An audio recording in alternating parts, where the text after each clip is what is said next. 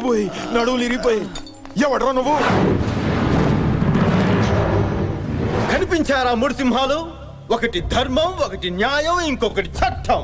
ఆ మూడు సింహాలు వెనక దాక్కున్న నాలుగో సింహమేరా ఈ పోలీస్. పోలీసు అని తెలుస్తోంది, పేరేంటి? నా స్టేట్ కొచ్చి నా పేరే తెలీదా? దీంతో కదరా రే కమిషనర్.